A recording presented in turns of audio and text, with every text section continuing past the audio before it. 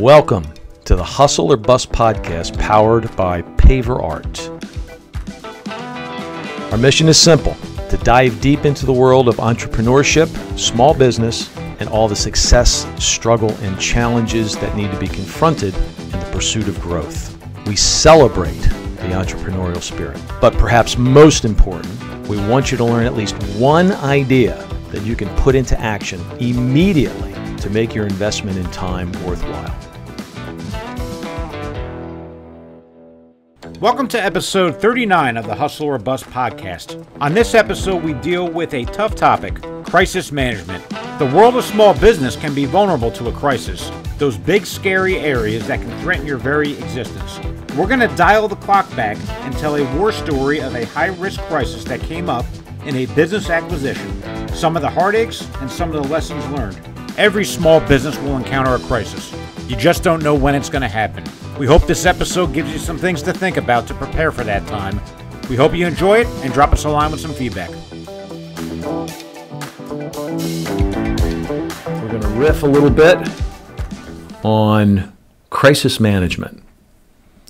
And when you're in a small business, crisis management is actually very, very important.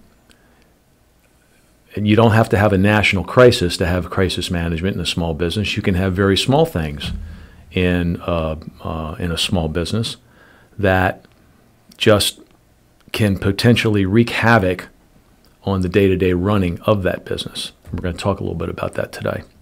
So I've got my canister of high-protein drink with kale and fruit and whey protein and all that other crap that's supposed to be good for you. You've got your cup of coffee, so I think we're ready to go. We're ready to roll. How do you define crisis? Well, as I said before, it's not crisis management. Well, what's a crisis? A crisis is anything that's going to negatively affect the positive expediting of the day-to-day issues with your business. It's going to stop you dead in your tracks temporarily or Existentially. Existential. So there's fire drill, which might be a temporary thing. You'll get past it, but it's disruptive. It's disruptive. And then there's a real crisis, which could be existential. It could put you out. It can put you, exactly. And in a small business where small negative issues can impact you in a very, very big way, they can be employee issues, they can be inventory, supply chain issues. I know if most people are so sick of hearing supply chain. Well, it's important. It's extremely important. That's one of those areas that can be, if that's negatively impacted, that's a crisis for a small business. Something that didn't get done properly for a client for whatever reason, that could cost you on the back end trying to fix whatever that problem is. These are what I consider to be crises, especially for a small business. What do you think? Yeah, I think there's two buckets. It's the mini crisis that's a fire drill that you got to get through to kind of move forward and fulfill your agenda, the productive agenda. That's kind of fire drill, mini crisis. Mm-hmm. Then the big crisis. Those are once every, I don't know if it's a decade or once every year or once every 3 years. Very infrequent, but if you don't solve it, it kind of makes you stop, drop everything and fix it, or you're not moving forward. That's a real crisis. Kind of existential. If you don't get past it, you might not survive. Two different buckets of, one's kind of the day-to-day mini disruptive fire drill. Not sure I would put that in the, quote, crisis category because it's so routine. We have those every day. The big crisis is if you don't get past it, you've got a good shot at going out of business. That's kind of how it's urgent, it's important, and it can put you out. That's really. And it can put you out because you're a small business.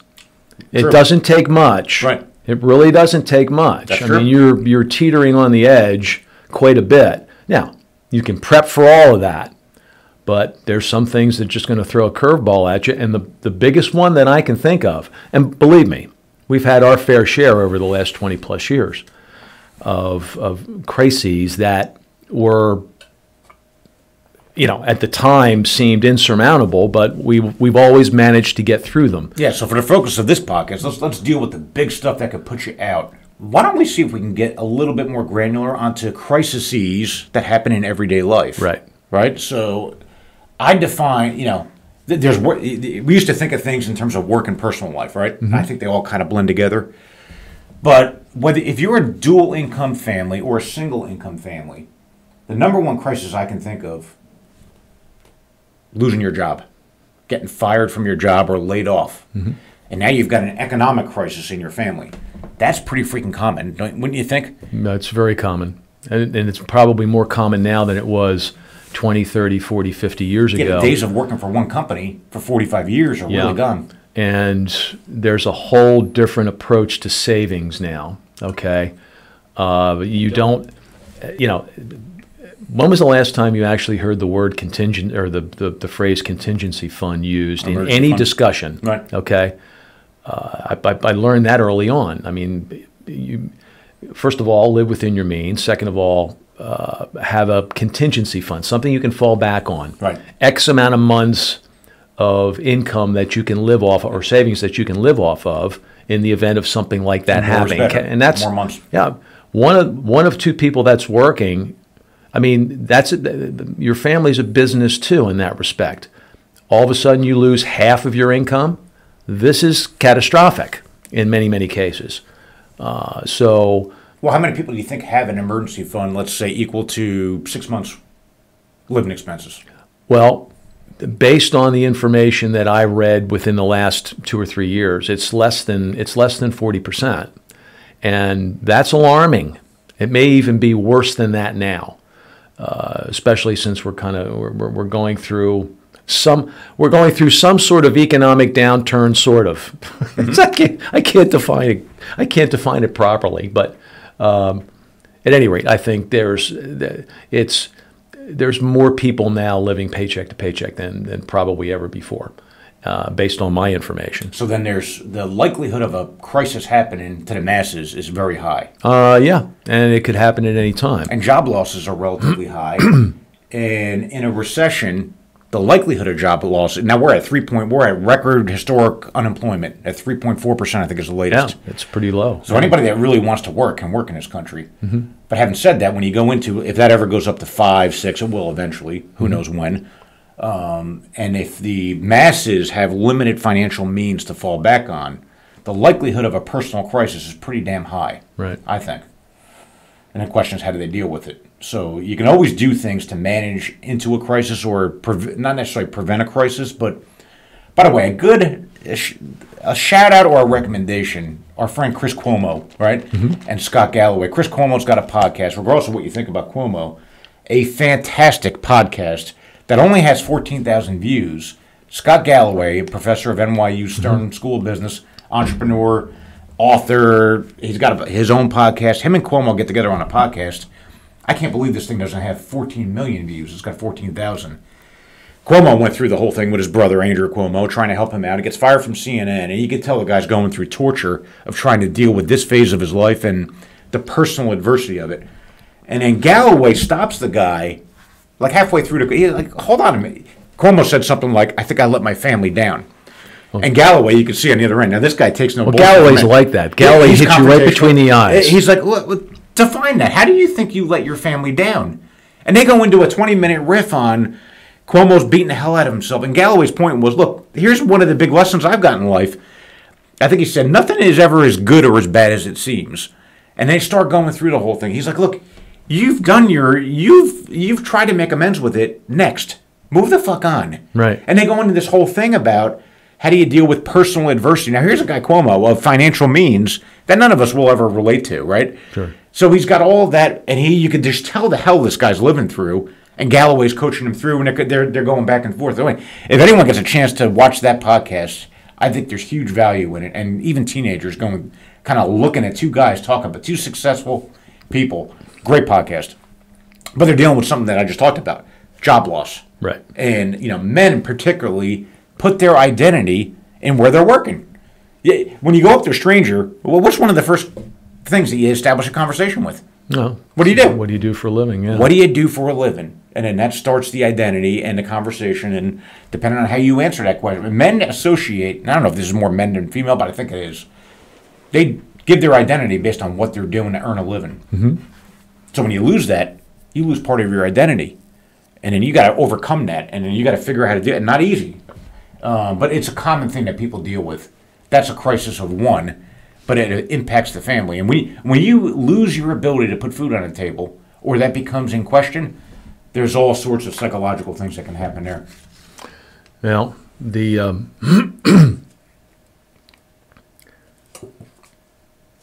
we've tried to mitigate, which is a big term used when you study crisis management and what's become. Yeah, by the way, crisis management, it's not that old. It's the beginning. It's a profession now. Well, it's beginning of the '80s when all this started to take place, and it's what they call the Great Apology. Yeah, by the way, anybody screws up now, it's the first thing you hear from everybody. I'm terribly sorry. I take responsibility for all this. If it's done right. Yeah, if it's done right. But my question is always, what kind of responsibility are you taking? When we have an issue or a problem here, let's say something comes up, I realize it before you do, and I bring it to your attention. The first thing, I don't know what the trigger is, but well, the trigger is the problem or the crisis, whatever that crisis is that day. What you cannot do is sit on your hands. You cannot sit on your hands. You got to get it out. Get it out in the open immediately. If you think you're going to fix the problem on your own, most of the time you can't. And the reason for it is it's a small business. Everybody's affected by whatever negative issue you're dealing with at that time. Just get it out. Be honest. At the end of the day, pride can be a very big pain in the ass. Okay, forget your pride. Get it out. Talk to the owner. Talk to your partner. Talk to the other guys about it. Sit down. Have an organized meeting about how you're going to deal with this problem. And if you created the problem, fine. Okay. Hey, I'm sorry. Realize what you did wrong. Try never to do it again. Learn from the experience, but you've got to deal with it right then and there. Do not sit on your hands. Well, a good rule of thumb. It's only going to get worse if you do. Problems, ignoring it's the worst thing you can do. They generally don't get better by doing nothing, right? And then, it becomes psychologically less stressful if you get a partner involved in the thing with you. Now, if you can solve it on your own, you can do it, and you can act on it, great. But you're right. You want to enlist somebody and act on the problem and not ignore it. It's amazing how many people will just ignore it. Put their head in the sand and pretend that it doesn't exist. Worst thing you can do. Yeah, and you can rationalize all sorts of things away, and I've been on both ends of that, and it's not good. The results are generally not going to be good. It's first of all, they don't solve them. Most of these situations don't solve themselves, and second of all, they're not going to go away until you address them. So. Anyway, this a little piece of personal advice. How many times have you gotten a call from me, Mark? I have a problem. Right. I have an issue, and Which, by the way, as a leader of a business, whether you're a manager or a owner of a business, when those calls don't come in, you've got a problem on your hands because there's going to be you've kind of like. A problem gone unresolved or unchecked is going to get bigger. That's a good operating principle. Right. Another good operating principle is when that phone doesn't ring with problems, you've got a red flag there. Either people aren't bringing you problems, or there's a lack of trust, there's a lack of communication, there's something going wrong if that phone's not ringing with, I wouldn't say the crisis of the day, but some problem. Now, you don't want to create a culture and an organization dependent on you to solve the problems, but you want to be aware of it because you probably, as a leader or an owner of a business, presumably you've got talent. You got there for a reason. Exactly. So when you don't hear anything, I'd be very nervous if the phone wasn't ringing with. That's a great point. Just assume there's problems in the business. There might not be crises, but if that phone's not ringing to let you know what it is, you got something going on there. That's a great point because in any business, small or large, but I think the impact is much more painful in a small business. You go through ebbs and flows, and those ebbs and flows can be positive. They can be positive ups, and they can be negative downs. But a lot of times when you're going through one of those positive, you're riding a wave. Everything's, everybody's working well together. Stuff's getting done and getting out the door. The planning and work that you put in, 6 months ago is really starting to kick in now, and you're starting to see the results of that. Always assume that there's something in the background looming that you forgot about, or you haven't forgotten about it, but you just haven't committed yourself to doing something about it because things are going so well. You don't want to upset the apple cart. You don't want to jinx anything. How stupid is that? You don't want to jinx anything. But, and that happened with us not all that long ago, where we ran into a situation in regards to our raw materials. I mean, we exist on very special items that we need to source, and there's only a handful of people that can provide those items. And we relied on basically two of those making not quite exactly the same products, but we were, that was one part of the business we didn't have to worry about. So then we could focus our efforts on, employees, team building, cross-training, all these other things that we felt were necessary. But we kind of ignored that and ignored it for a while. But then all of a sudden it reared its ugly head. A couple of projects come up that were going to require large amounts of very special material. And when you test your supply chain at that point, this one supplier can't do it because they don't have quite the right product for what you need. This supplier can't do it because they're going through some internal situations or issues that are going to preclude them getting it out on time for you or manufacturing it on time for you. And then all of a sudden, we had to address that issue. And when we first looked at the issue, it was one of those, you can call it a holy shit moment, okay? But we dealt with it, but it took weeks to expedite. It took weeks to fix, and the lesson learned there is keep your eyes open. Things may be going well, but there's something looming in the background that could potentially come up and bite you in the butt. And that's what this particular situation did in regards to inventory. We know so much more now than we did 2 years ago about where we're getting our product, who can make it for us, how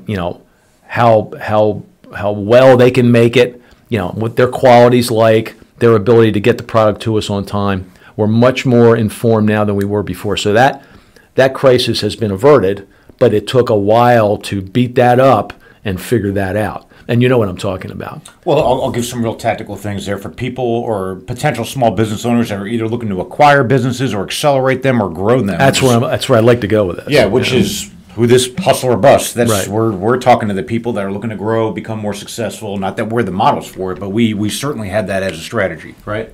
It's how we're wired now, the DNA of Paverart, which is different than the first, let's say, 15 years. It was about survival. Get past survival, then it's like, all right, what's next, right? Simple things. I come into the business, and the survival mentality was conserve cash, right? Yep. Generally a good principle. But I look at it, fresh eyes maybe, or whatever, and we spend $500 to bring a truck in, and that truck can hold 1 pallet or it can hold 10 pallets. And it's going to cost, by the way, it's going to cost generally about $500 for each one of those scenarios. Sure. Maybe it'd be a little bit more. Yep. So I'm looking at it and I said, wait a minute, we're spending $500 to bring in 1 pallet. That's $5 a square foot of freight on inbound material. Why wouldn't we get 10 pallets on that truck? Well, simple. That costs more money. All right. Well, what about the margins and the raw material cost? How does that factor in? It doesn't.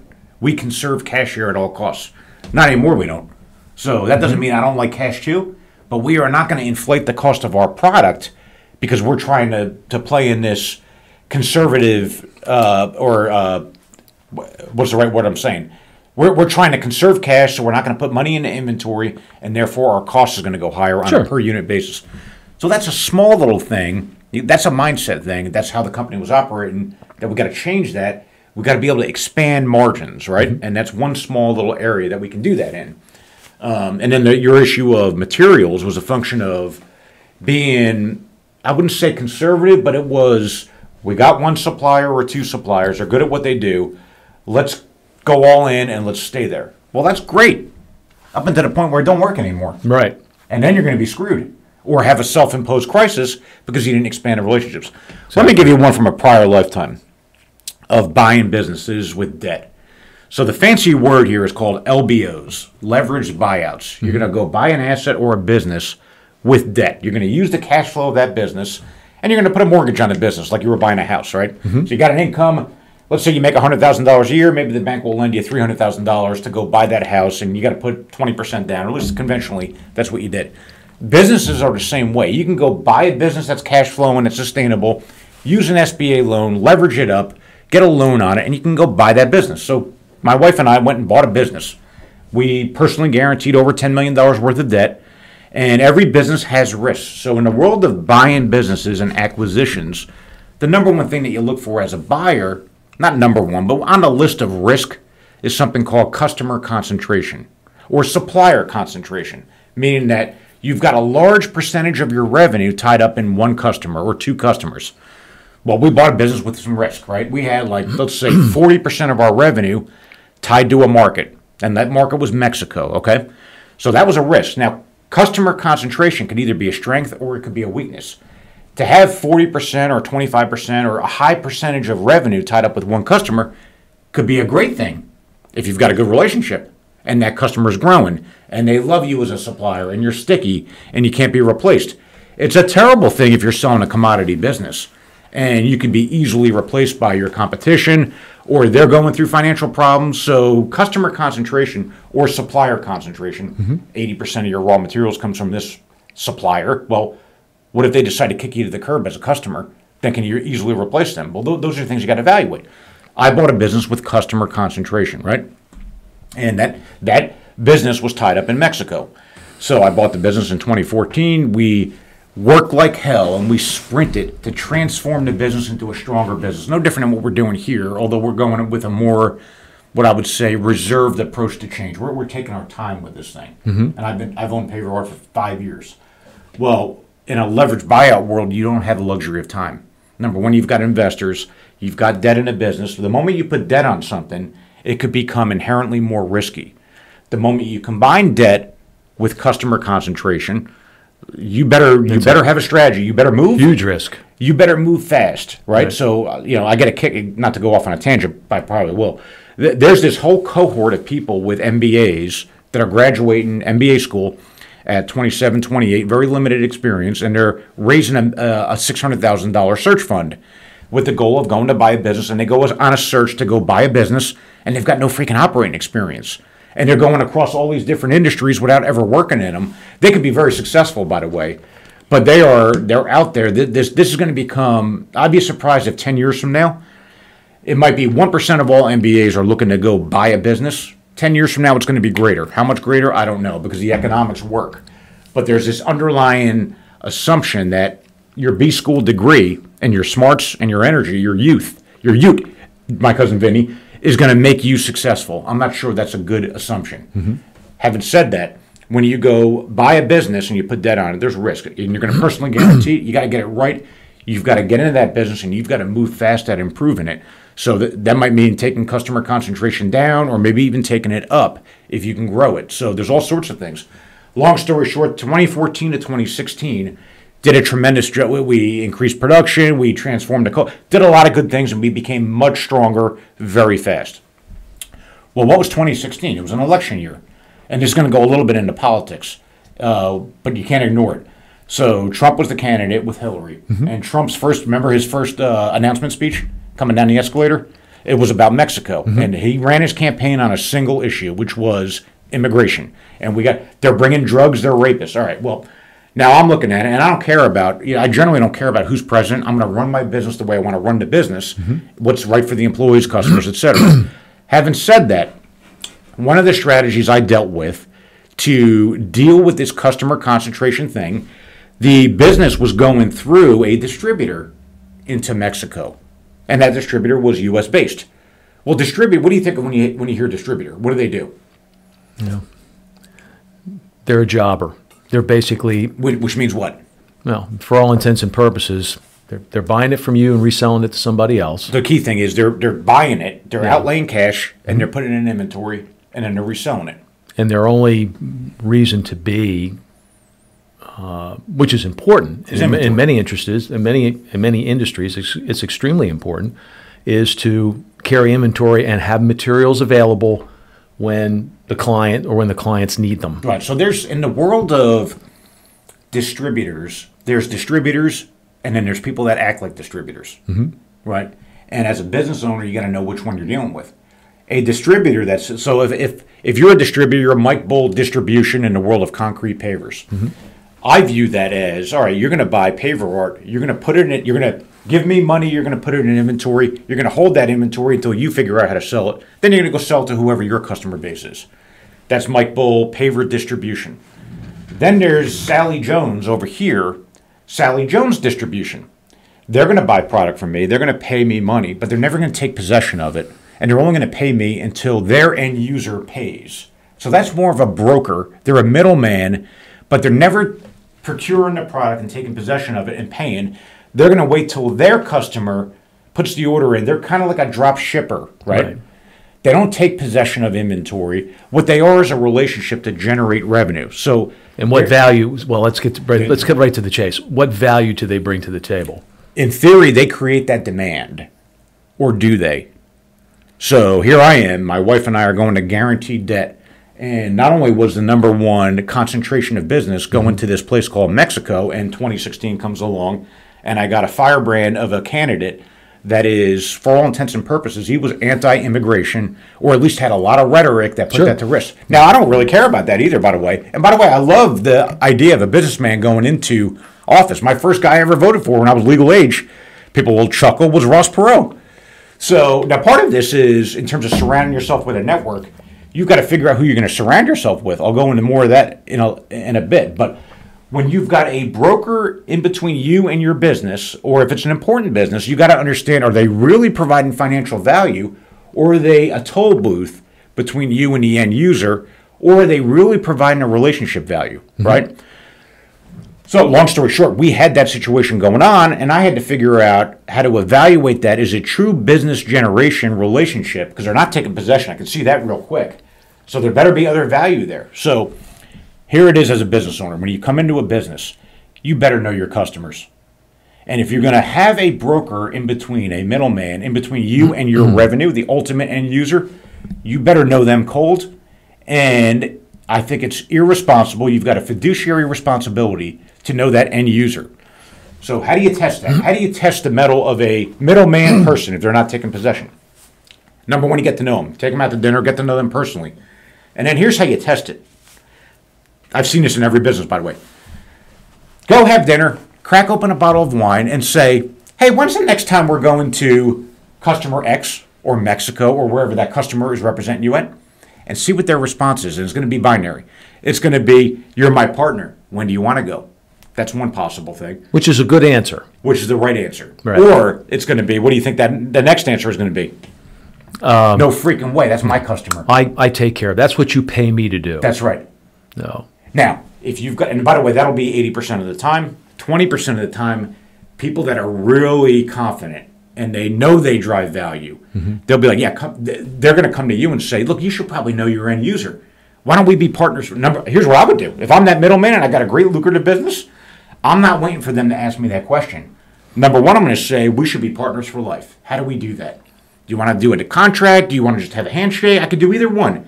And if you want to go see these customers and see my value, then come on with me. Let me know when you want to go. I preempt that conversation, and then I change their mindset from me as a new owner thinking, I wonder if they're questioning, do I have value in this thing or not?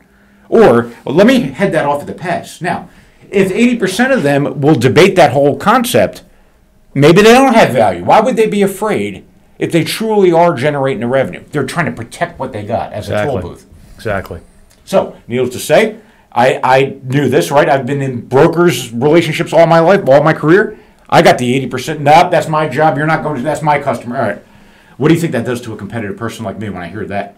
And I've got a plant full of people that are making product, and I walk through the plant every day at 6 a.m., and I'm seeing that product being made, and now I've got a partner in between, a so-called partner, that wants to block access, and I've got debt in the business, I've got investors, and I've got employees, and I just had that.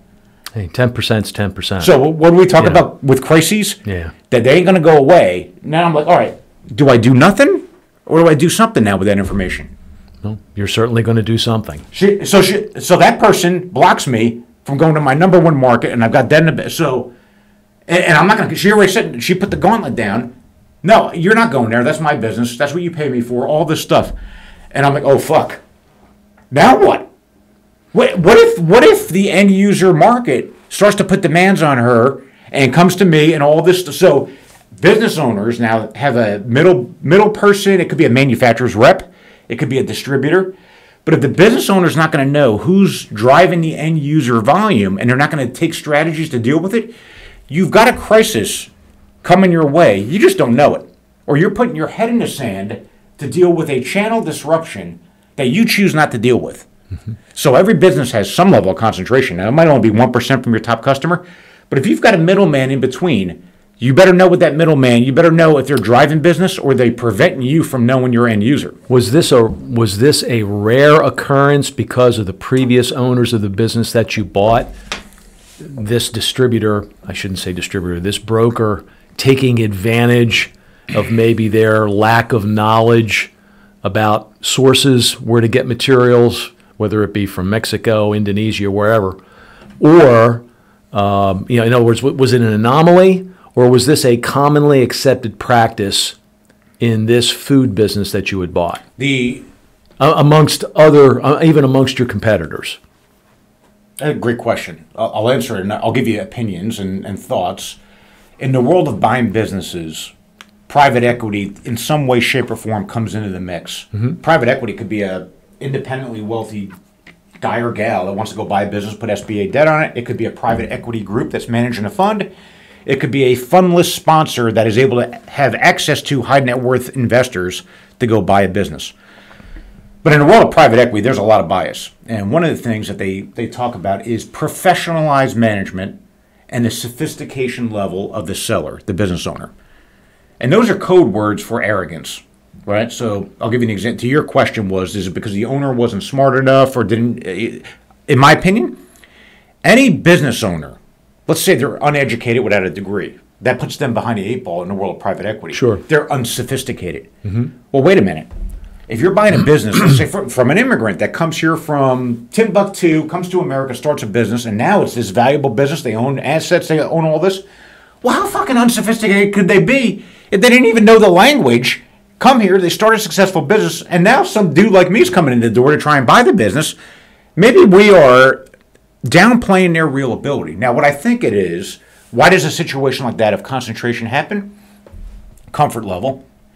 If it's working and you're throwing off cash, why upset the apple cart if it's working and you're making great money? We had that. I asked the question because we had that here. Comfort level all over the place here.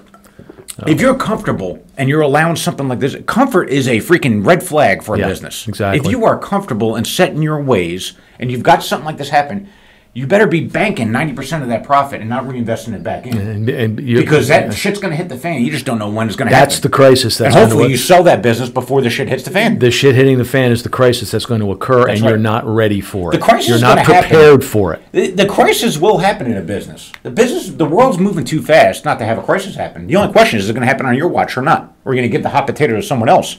So I think to answer your question, it was comfortable. It was making money. It was throwing off cash. There wasn't debt in the business. So why did it exist? Because it could, and it was working. That's simple. Well, when you got debt and concentration and investors, and when the world changes, when a new business changes hands, when a new owner comes in, it will change. And here's the red flag. If you're an employee working at a company that just got sold, and the new owner comes in and says it's going to be business as usual, you better freak the fuck out. Right. There ain't going to be business as usual. They're going to tell you that. That's when you know you've got a red flag coming, and that culture is going to change. And if they say business as usual and you believe it, the crisis is coming your way. You just don't know it yet. That's the first step. So the crisis that people have to manage, number one, is their economic security. Is food going to continue to be on the table? Now, you're right about financial, do you have the rainy day fund? People should be working to build up that rainy day fund so they're not a prisoner to these circumstances that they have no control over. Right. But they generally. All right, so now it's 2016, stronger company. We're going through the whole thing. The firebrand is here. I take a trip. So how did I manage it? Well, I'm like, all right, they're going to tell me, no, you can't go. That's my customer. So in the back of my mind, smile. Lovely dinner, thank you. And in the back, fuck you. So, yeah, tell me as I'm bankrupt on the street that I can deal with that. So I'm getting on a freaking plane, and I'm going there, and I'm going to go meet him. How do I do it? I don't know, but we're going to figure it out. So over the course of 2 years, this was a early conversation with the toll booth.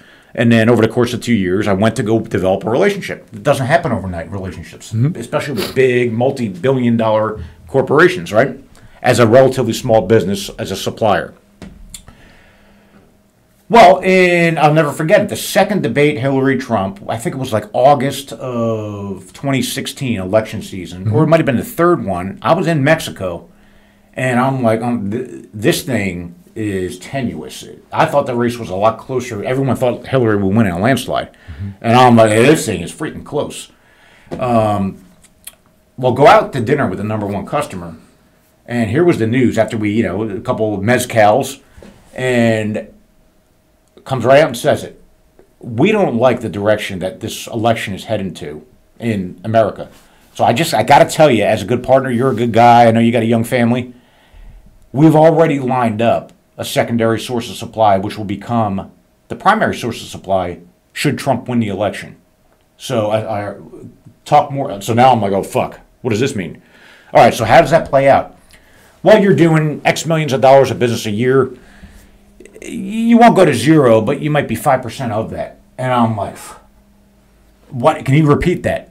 Yeah, we've got the source of supply. They're already qualified. We're buying product that you don't feel it now because they're only about 5% of the business. And right now you're 95% of the business. But we're buying a truck every now and then. So we've qualified them and we're seeing them real time. They're not in the setup stage. They're in the doing business stage. And if it goes to Trump, it'll flip. And they'll be 95% and you'll be 5%. And I'm like, do we survive that? So now it's an existential crisis, depending on the result. He told me. He says, look, so now if it doesn't go that way, you'll be fine. It'll be business like you're doing now. But now at least we're set up because we had too many eggs in your basket. You're getting all of our business. Now I'm like, how would you process that?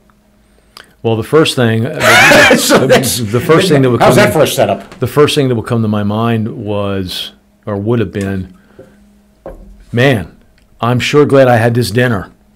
I'm sure glad I took the steps to, had you sat on your hands, you'd have been screwed.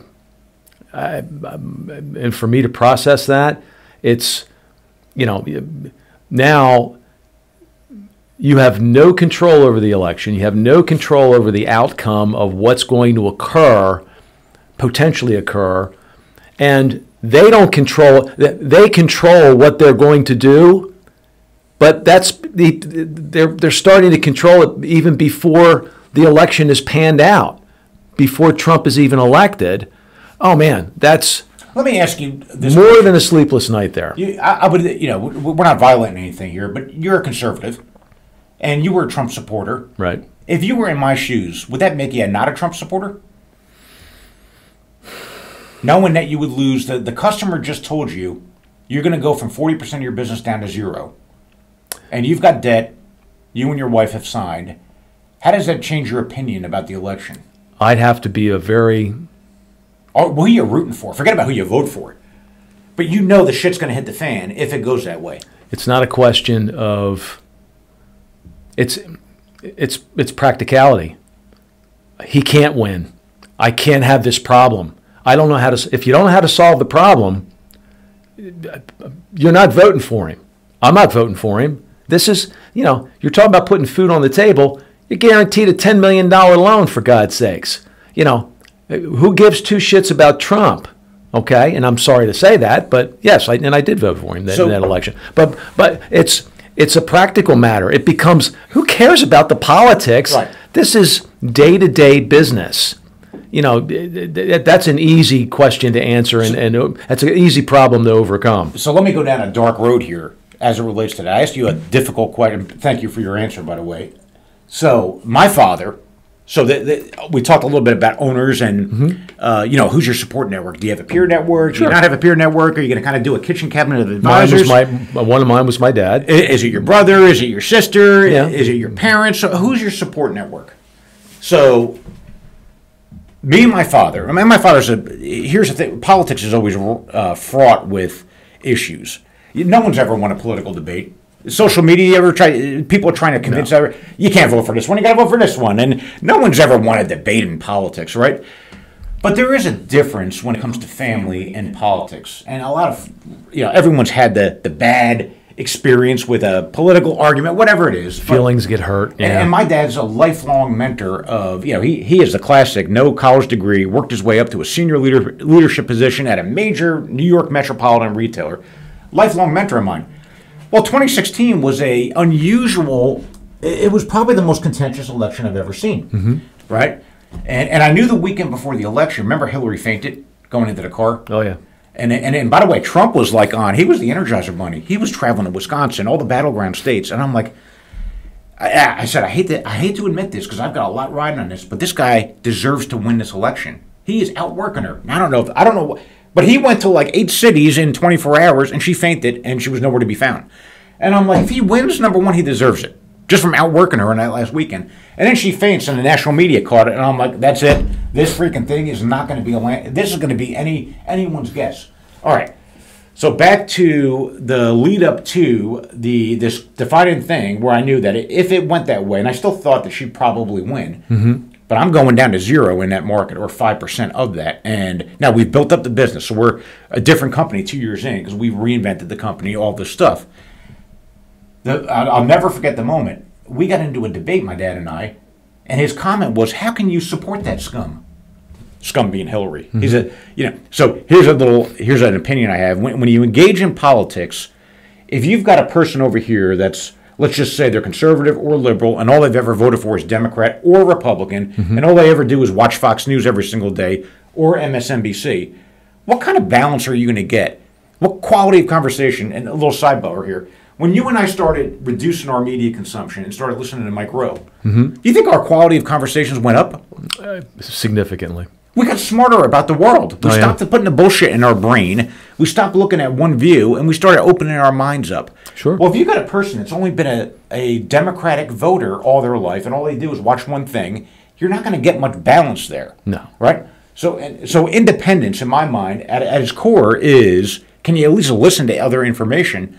If you voted, so I voted multiple times. I voted more than once for Republicans, and I voted for Democrats, right? So I can claim independence. If you've only voted Democrats, you can't really claim that, at least in that regard. That's my little way of dealing with it. So how can I support that scum? And I am shell-shocked by that question. Here's a businessman of 45 years who's run in a leveraged environment, and he can't relate to the fact. And I told him all this stuff about, hey, I went there, and they said I'm going down to 0. So it's obvious to me. How can I support it? Look, this is going to be potentially financial ruin if we can't connect the dots. So this is like you just said, look, you got food on the table. So never in my career did I feel more lonely than at that moment. And that's a reality. And I hate to say that because my dad, and I love him to death, right? He was the best man in my wedding.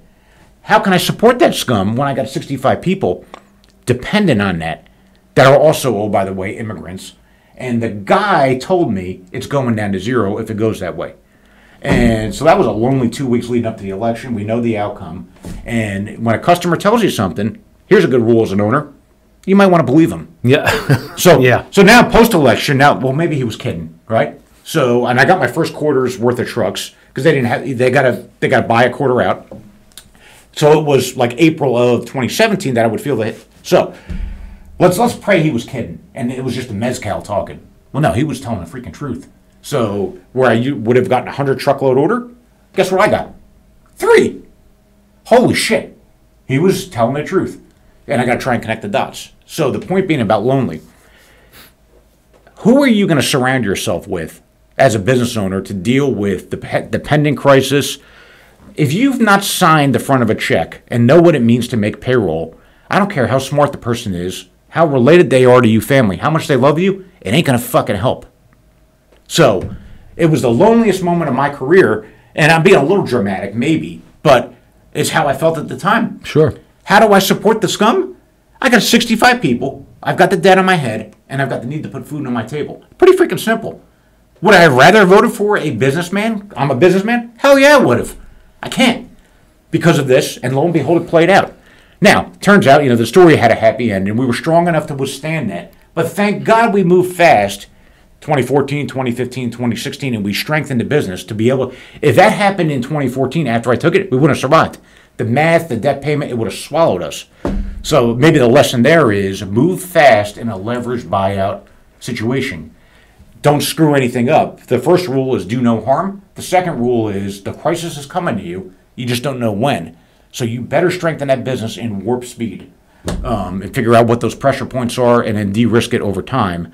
And over time better be measured in weeks and not years. Anything can impact it, and we mentioned it before, and it's a very important thing, now, especially in a small business. But what was the mistake I made as it relates to being lonely?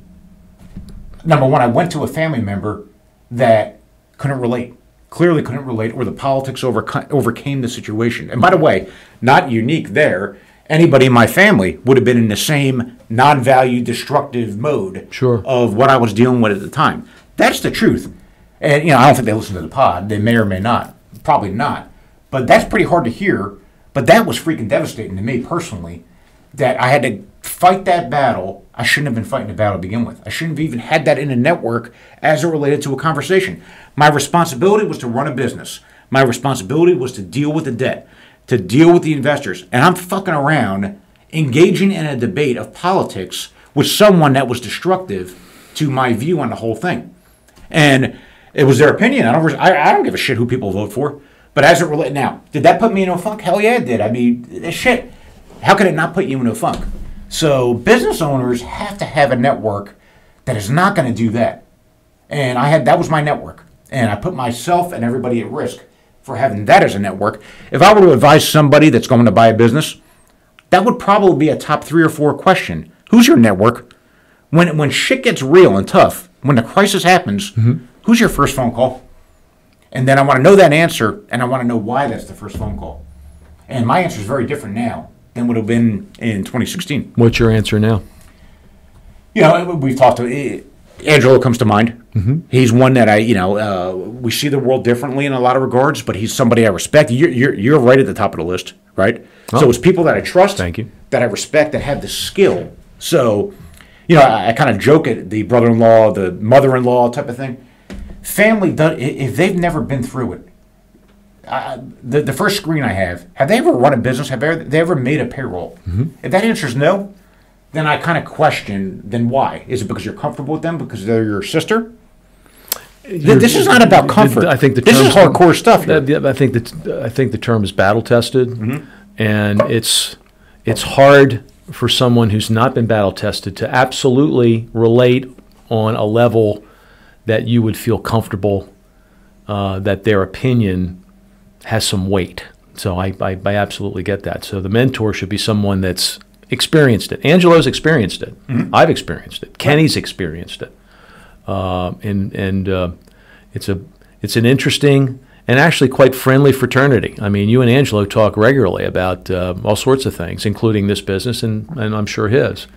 Ken, after our podcast, made sure, look, you guys call me at any time if you need, if you need counseling or if you need help or, What a gift. And I thanked him profusely for that, and I really appreciated that. But it's actually a very good point. Look, it's a freaking lonely. When you're in a crisis, it could be excruciatingly lonely if you don't have a network. I was exposed at that point. I didn't even freaking know it. Well, you know what? By the way, let's not forget an extremely important part of your network, whose opinion and counseling you really treasure, and that's your wife. Okay, those when you're not here and the two of you go to lunch, I usually get the rundown on what you guys talked about that afternoon when we talk. Yeah, you're not going to believe what Kim said. I notice these things. So we talk a lot about in the role of crises or even the day-to-day running of a business. Right. There's a role, and you play this role. There's a role for devil's advocate or a built-in skeptic, right? That battle tests your thinking a little bit. There's value there. But at the end of the day, let's go back to 2014. As I'm trying to move fast and improve a business because the crisis, the shit could hit the fan and I just don't know when. Sure. I'm assuming it will. If you've got to move fast, the role of the skeptic devil's advocate is important, but it's not critical, right? What you need when you're trying to move fast and grow things positively is good ideas that change things for the better. So it's okay to be a skeptic. Great point. Yeah. I think it's okay to be a skeptic. We have this when we're going to hire a new employee every now and then, and we're going to do somewhat unconventional or risky thing. We don't need a vote that says, no, you can't do that, unless you've got a solution to give me an alternative. Exactly. So as an owner, if you've got the role of a devil's advocate or a skeptic to battle test your thinking, that's great. What you don't need is no, or I don't think so, I don't think so, I don't think so. You need somebody to give you an idea to leap forward, right? So the skeptic has value up until a point. Right. Your goal is to accelerate things. And Exactly. what's the change that's going to be? Things don't automatically start to grow because you want them to fucking grow. Right. You need a catalyst to make it grow. And what is that? And by the way, you can screw it up by having a catalyst. So you need pressure testing of your ideas, but you need an idea. You just don't need people to challenge your thinking. Yeah, but and by the way, this is part of this process too. The more often you do this, the more often you team up, work out solutions to very serious problems, which right now we're defining as crises. More often you do it, the better, just like anything else in life, the better you get at it, and the less imposing those crises seem to be, because you've been down that road many times before. I can't believe that virtually any of the crises that we've encountered here could overtake the one that you're talking about in regards to the Mexican customer. Okay. Our problems may be small in comparison, but they're still problems. You've got to have a paranoia, I think, about your assessment. You've got to be brutally truthful with your own business as a business owner. You got to be able to look at your customers. And not once every 6 months. You got to do. Yeah, it's got to be a rhythm, right? Yeah. You've got to critically look at employees, customers, suppliers, and then you got to say, what's going to fuck you up and create that existential crisis? Then you got to go to work and deal with them. Now, there's a calculus involved. You're counting cards with the casino.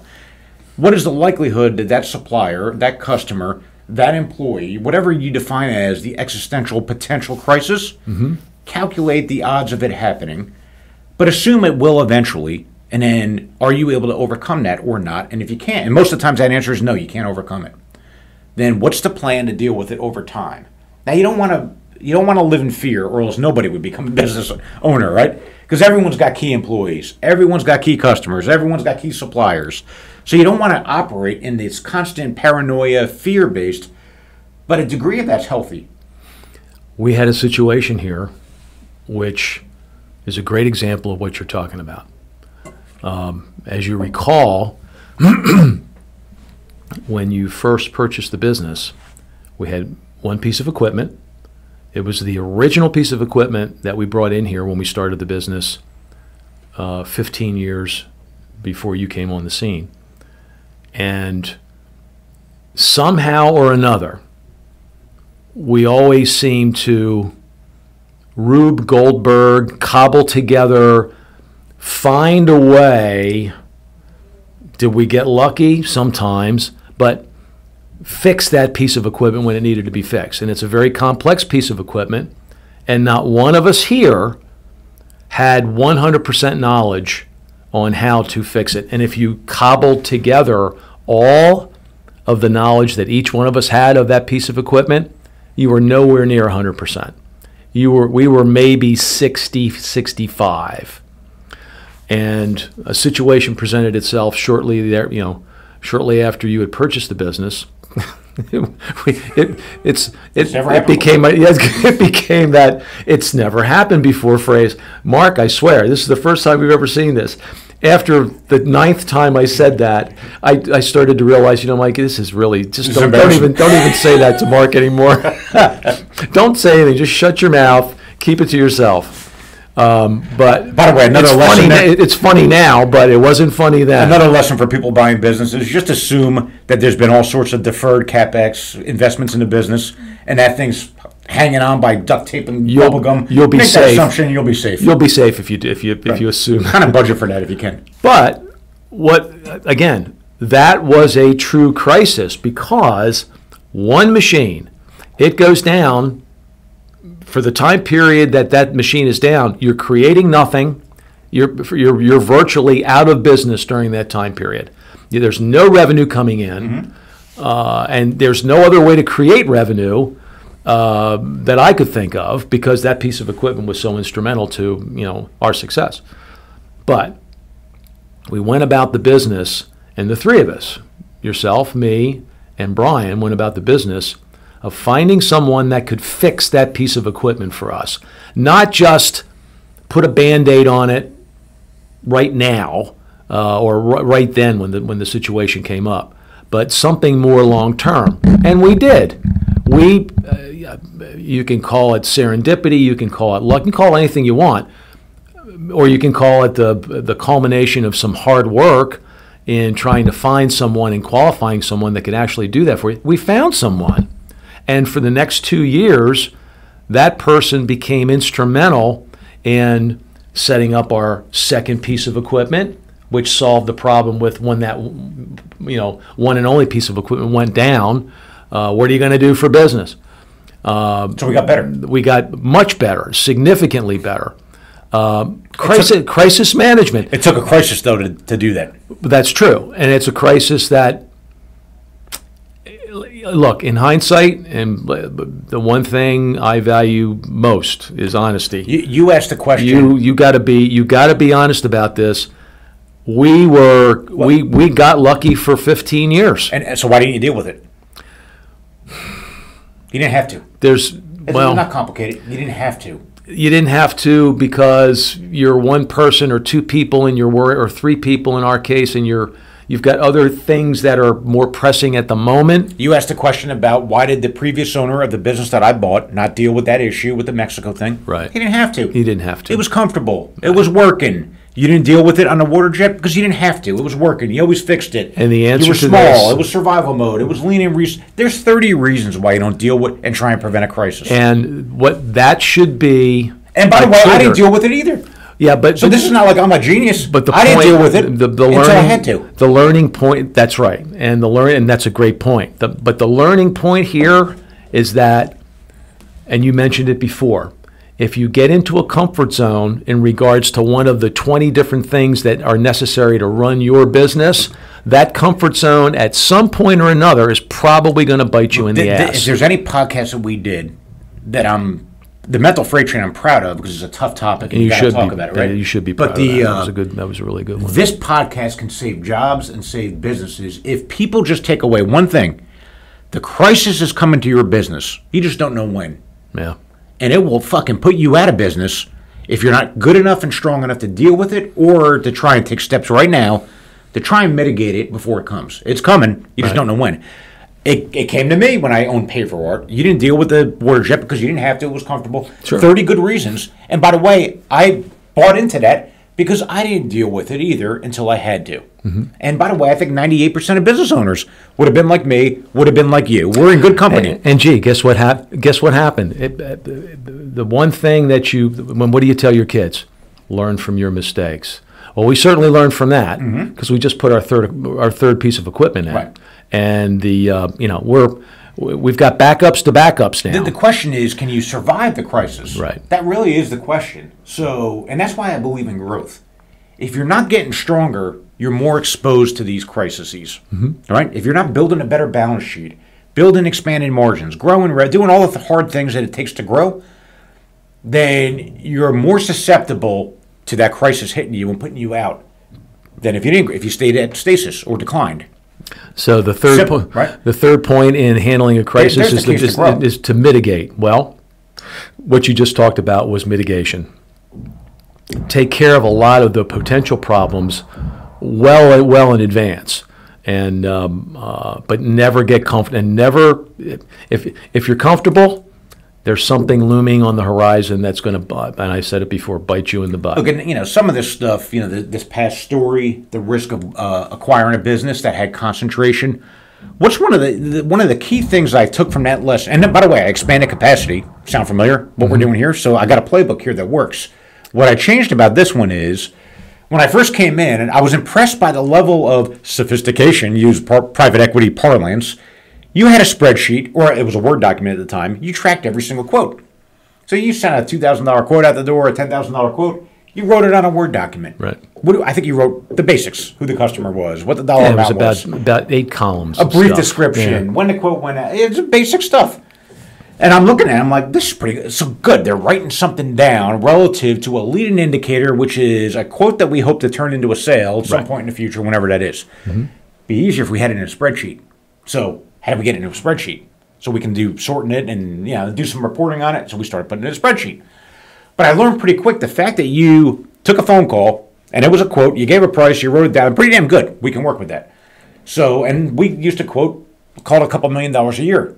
And I'm like, all right, at the top of the funnel and you're a marketing guy or a sales guy or you just got freaking common sense, the more you quote, you're not going to sell anything unless you quote it, right? That was one of your first things. Amen. It's the first thing I said. You ain't going to sell anything until you quote it. Right. All right, well, if I can measure the level of quotes, the frequency of them, the number of them, the dollar amount, and if that quote goes from, for a year, 2 million to something greater than that, maybe we got a chance of growing the business a little bit. So then all of a sudden, that becomes a leading indicator of how do you build a pipeline. I didn't have that in place. I didn't have a robust pipeline of new customers to deal with that existential crisis. But lo and behold, now we're quoting at the pace of $12 million a year, but we're quoting at $2 million a year.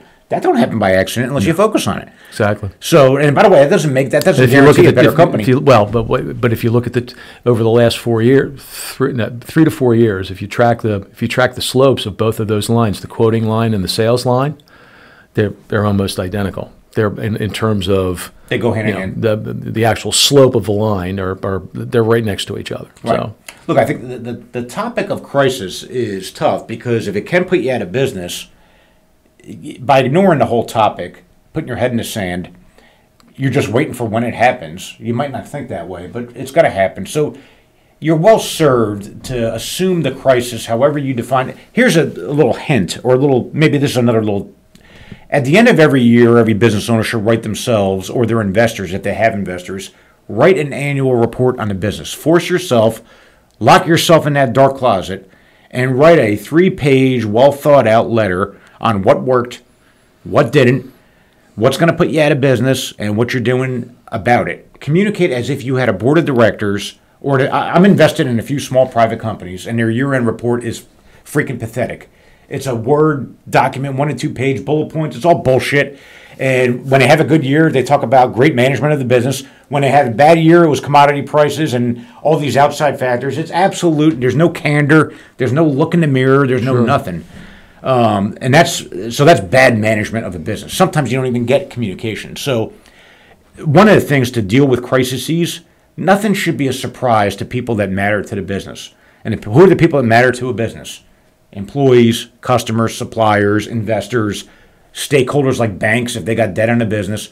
You should do your best to communicate what's important, what's risky, what's working and what's not working before the shit hits the fan. That's a good rule of thumb to keep people communicated. Now, in the case of a small business, Kim and I own 100% of the business. Sure. So we don't got to do this. I still force myself into the closet and I write a 3-page memo to myself that says, here's 2022 at Paverart. And here's what you should know about this business, right? And here's what worked, what didn't, what we got to get better at, and kind of an honest assessment of the business. I did this at the previous company I owned, and so when the shit hit the fan, there was no surprise. Now, it doesn't solve the problem, but the last thing you need to do is to surprise people. Surprising in business is generally not a good rule of thumb. So if you're an employee working at a business, right, don't surprise your boss with the bad shit. Keep him up to date on what you think can go wrong and what you're trying to do as a member of the team to fix it. So that crisis of one called you're getting laid off is less likely to happen. Mm-hmm. Figure out the problems in your job and try not to surprise your boss, communicate it all, and get them involved as a partner. And then, oh, by the way, if you can play a role in solving it, you become infinitely more valuable when the economic stuff hits the fan. Layoffs, I think, are... what percentage of the population, the worker class, is exposed to layoff risk? That's a high percentage, don't you think? Now, for sure now. I mean, it's become, whereas that was a very irregular and not usual thing 50 years ago, it's now commonly accepted. So forget about business owners and managers for a minute. Let's just talk to the common worker. Yeah. If your existential crisis that can happen is losing your job, what can you do right now to mitigate some of that? Well, training, education, savings, economic control. You can control your future by what you do with your money right now. All right, good point. Okay, and get smart in regards to investing. And I'm not necessarily talking about investing in the stock market. Okay, learn how to control expenses. Get used to that. Don't get caught up in the, keeping up with the Joneses mentality. And that's hard. That's very hard for a lot of people to do. It was hard for me until I got involved with my first. By the way, the construction noise in the background, lo and behold, we're investing in something. Growth. It's growth of Paverart. That's the sound of growth. It's our growth. That's exactly right. They're taking down a wall is what they're taking, because they're building a new room for us. But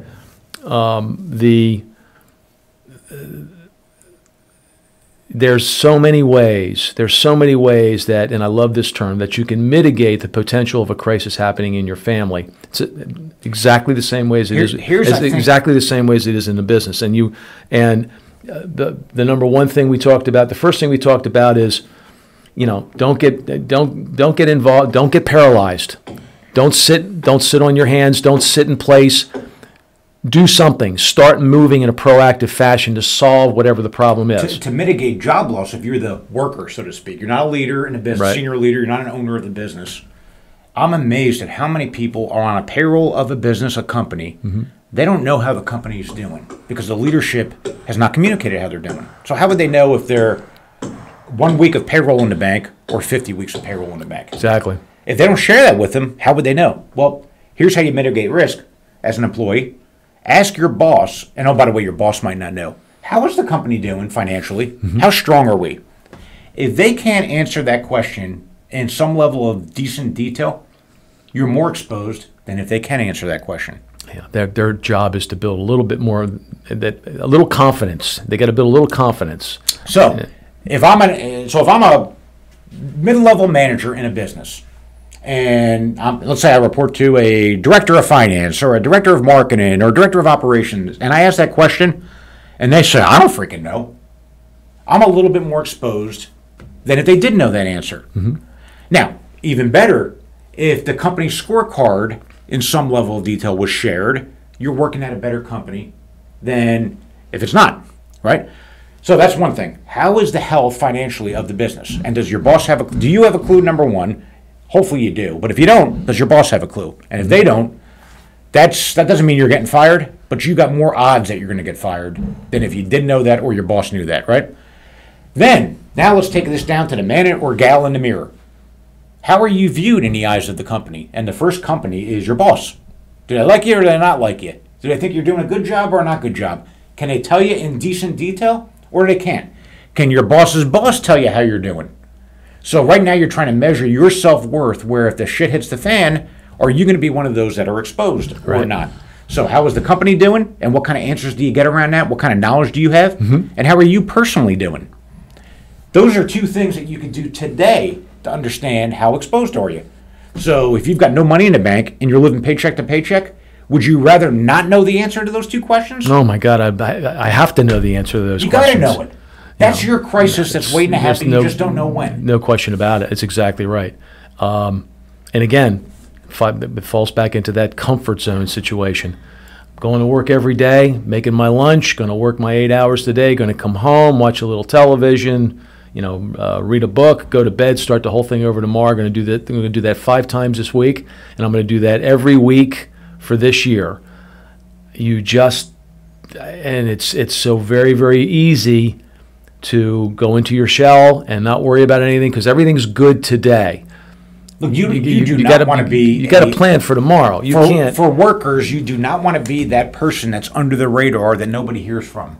That is a very exposed place to be as a worker. You are more exposed by trying to not ruffle feathers, not be visible, not know what so-and-so is working on. You do not want to be that person. You want to be the problem solver, the anticipator. You want to know where your boss stands with you in your direct relationship, where your boss's boss is. You want to have an idea, is the company healthy, getting healthier, or getting worse? You got to know those answers. And again, just assume the crisis is coming to you, and how are you going to mitigate that? How are you going to manage it? And there's a lot that's within your control. When you get fired, there's a lot that's out of your control. Decision's been made. It might not be personal. It could be circumstances. But you certainly can try and mitigate as much as you can by your own performance, the knowledge of your performance, and the knowledge of the health of the business that you're working in. Yeah, I think that's great advice. You're better off knowing it than not knowing it. It's terrific advice. And it goes, the theme is the same. Problems are not going to magically go away on their own. No. So you should understand them, you should deal with them, and then have a strategy to get better at it over time. Well, let's briefly review, because that last point, the last point you made in regards to the individual employee, I think is a really good one. We started out, be proactive. Don't sit on your hands. Don't get paralyzed. We also talked about comfort zones being a bad thing, dangerous. Don't fall into the comfort zone situation where you think everything is going well. You haven't examined everything in your organization, in your business, and really looked at it hard and honestly. And you've probably not talked to your employees about it either, which is a major faux pas, a big no-no. So get out of the comfort zone, start looking where those problems can come from. That's how you can mitigate and fix potential crises, by doing something about it now. Our solution to a lot of this, whenever something like a crisis crops up, is to beat the problem up and beat it up good, and go to every nook and cranny, every corner, every nuance, every trivial, everything. We talked about the skeptic having its place, but not necessarily being the solution to the problem. All those things have to come to the table when you beat these things up. They got to be discussed to within an inch of their life, and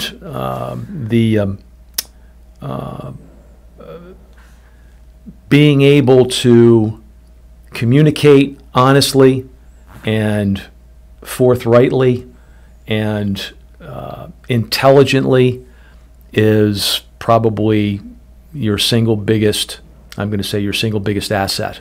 If you can do that, you're going to fix it. It's going to go away. You're going to make it go away. But above all, you've got to be honest with yourself, and you got to be honest with the people around you. And then part of the things that help with that, a couple things, is that letter to yourself. Yep. That you would assume would go on a front page of the New York Times about your business. Be brutally honest with that. Do it once a year. Try and revisit it from time to time. I brought up a brutal story about family. You're probably well served to just assume your family is not your support system. Right.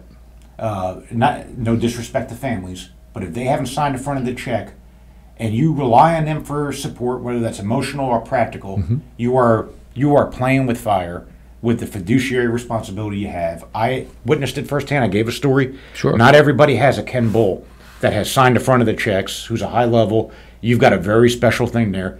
Most families do not have that. And 92% of the workforce is not in an ownership role. You've got to find yourself that small little network of people that have the skill and also the caring of you. They might have the caring, but without that skill and experience, they got no empathy, and it's going to be destructive. This is a fucking lonely thing.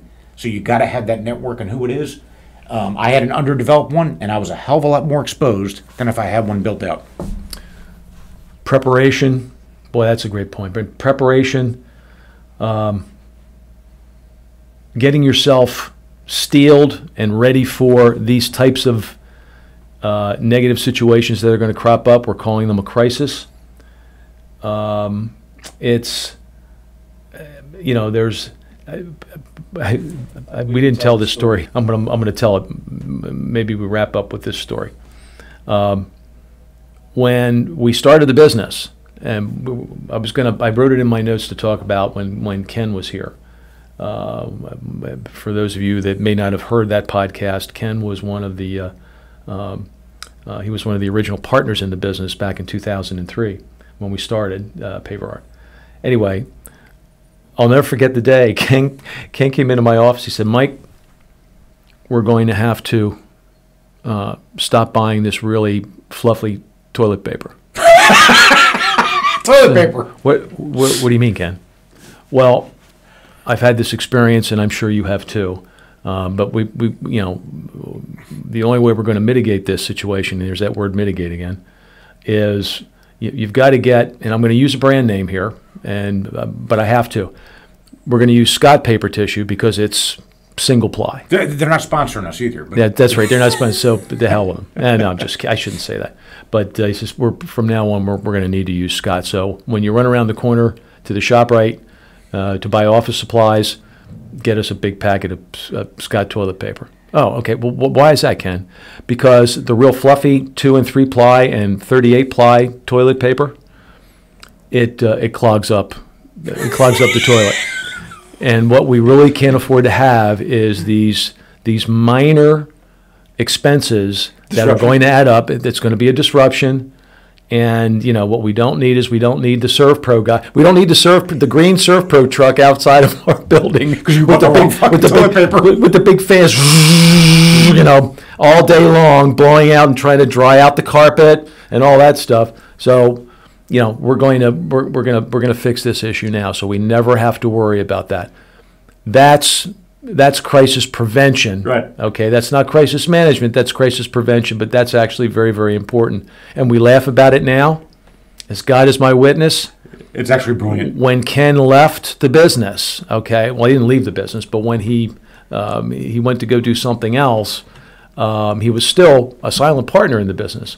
But somebody else was given the responsibility for getting for buying the toilet paper. And sure enough, they bought the kind that had 78 plies in it.